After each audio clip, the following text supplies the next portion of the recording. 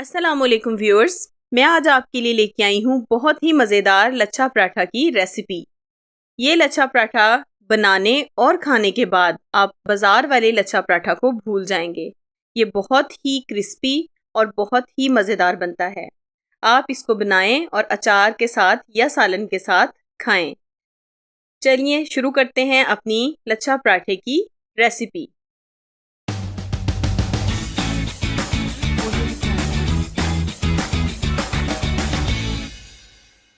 लच्छा पराठा बनाने के लिए मैंने यहाँ पर 1 किलो मैदा लिया है। आप यहाँ पर घर का आटा भी इस्तेमाल कर सकते हैं या फिर बाजार वाला सफ़ेद आटा भी यूज़ कर सकते हैं। इसमें मैंने 1 गिलास दूध का इस्तेमाल किया है, 1 चम्मच इसमें चीनी का ऐड किया है और आधा टेबल स्पून इसमें मैंने नमक का डाल दिया है। इन तमाम चीज़ों को डाल लेने के बाद आप अच्छे से हाथों से इसको मिक्स कर लें। मिक्सिंग हमारी अच्छे से हो चुकी है। अब इसको आपने गूंद लेना है, जैसे आप आम अपना घर में आटा गूंदते हैं, बिल्कुल उसी तरीके से। अगर आपको दूध कम महसूस हो तो आप इसमें पानी भी ऐड कर सकते हैं। आटा गूंद लेने के बाद आपने इसके ऊपर मेल्ट किया हुआ देसी घी इस तरह से अप्लाई कर लेना है और देसी घी को अच्छे से अप्लाई कर लेने के बाद आपने इसको कवर करके रख देना है। मैंने इसको तकरीबन 15 से 20 मिनट के लिए कवर करके रख दिया है। आटा हमारा रेडी है। अब हम इस आटे से बॉल्स बना लेंगे।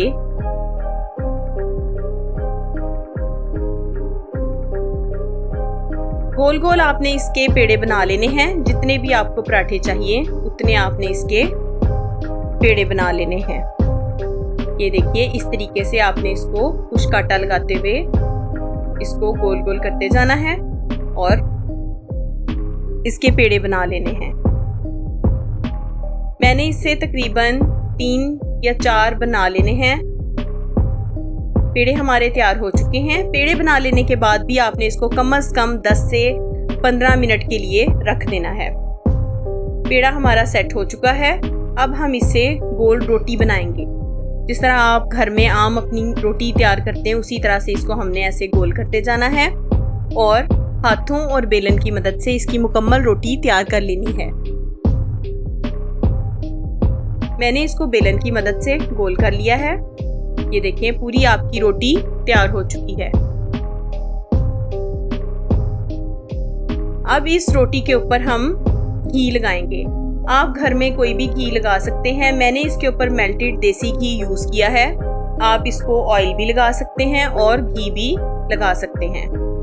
घी लगा लेने के बाद ब्रश की मदद से अब हम इसके लेयर्स बनाएंगे। उससे पहले मैंने आटा डस्ट कर लेना है इसके ऊपर। खुश्क आटे को अच्छी तरह से इसके ऊपर फैला दिया है। अब मैंने छुरी की मदद से इसको इस तरीके से कट लगा दिए हैं। बिल्कुल इसी तरह आपने इसको थोड़े थोड़े फासले पे छुरी की मदद से कट लगा लेने हैं।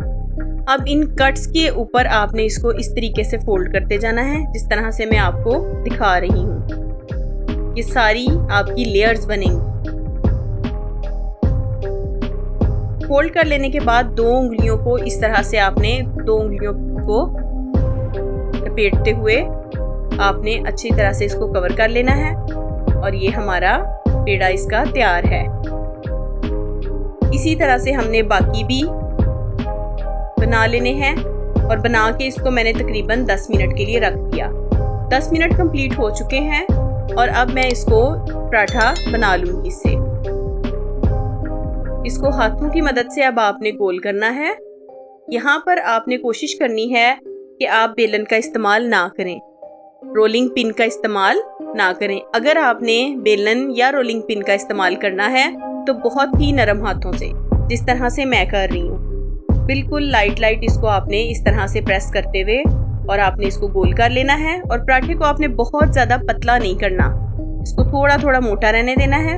इस तरह से पराठा हमारा तकरीबन बेल के तैयार हो चुका है। अब हम इसको तवे पे डालेंगे।